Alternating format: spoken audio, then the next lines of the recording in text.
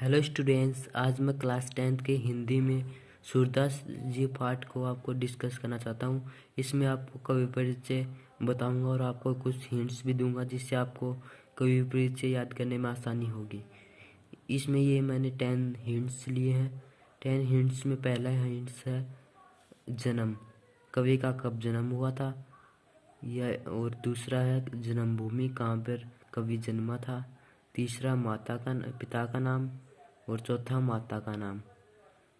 इसमें पांचवें में है खूबी, उस कवि की क्या खूबियाँ हैं या उसकी कोई महत्वपूर्ण बातें जिसको आपको बताना हो। छठा है इसमें रस, कौन से रस, उस पद में कौन सा रस है। और सातवां काव्य धारा, कौन सी काव्य धारा का कवि था। आठवें में है उपासक, वो किसके उपासक थे, किसके भक्त थे वो। नौवीं है निधन, कब उनका निधन हो गया था। और 10वां है निधन का कारण या उसका, और भी कुछ आपको याद हो तो वो इसके नीचे लिख सकते हैं। आपको ये आया समझ में। इसके बाद हम चलते हैं सूरदास जी का कवि परिचय लिखने।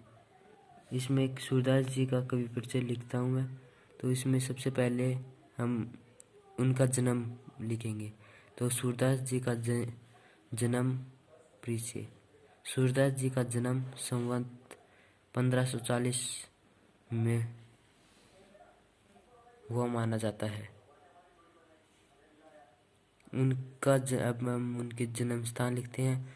उनके जन्म स्थान के 2 मान्यताएं हैं और एक उसके जन्म की मान्यता है, एक है आगरा और मथुरा के बीच रुनकता ग्राम। और तीसरा इसमें सूरदास जी की यानी कि उसके माता का नाम और पिता का नाम पूछ रहे हैं ना, तो उसके माता का नाम है नहीं, पिता का नाम है रामदास। और ऐसे लिख देंगे सूरदास जी के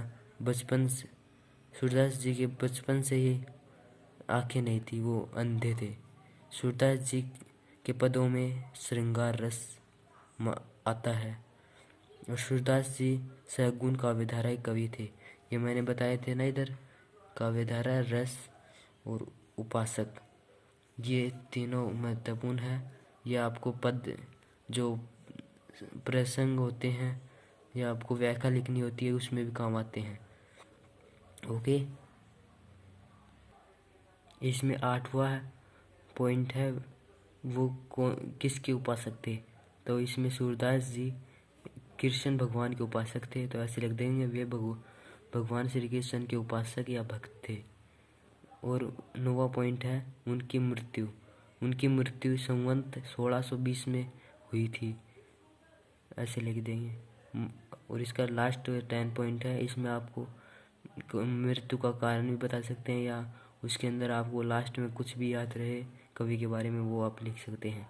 जैसे मैंने लिखा है, माना जाता है कि सूरदास जी नेत्रहीन थे। वे एक दिन खड्डे में गिर गए थे, वहाँ वे 6 दिन तक पड़े रहे थे। और माना जाता है कि वे भगवान श्री कृष्ण के दर्शन पाए थे, जिसमें उन्होंने उन्हें आंखें भी दी थी, परंतु उन्हें आंखें लेने से इनकार कर दिया था और कहा था आपके दर्शन जिन आँखों से हो गए हैं वे आंखें मैं और संसार में किसी को नहीं देखना चाहता उन आँखों से। तो ये आपको समझ में आया। अगर ये टॉपिक समझ में आया तो लाइक, सब्सक्राइब और शेयर ज़रूर कीजिएगा। धन्यवाद।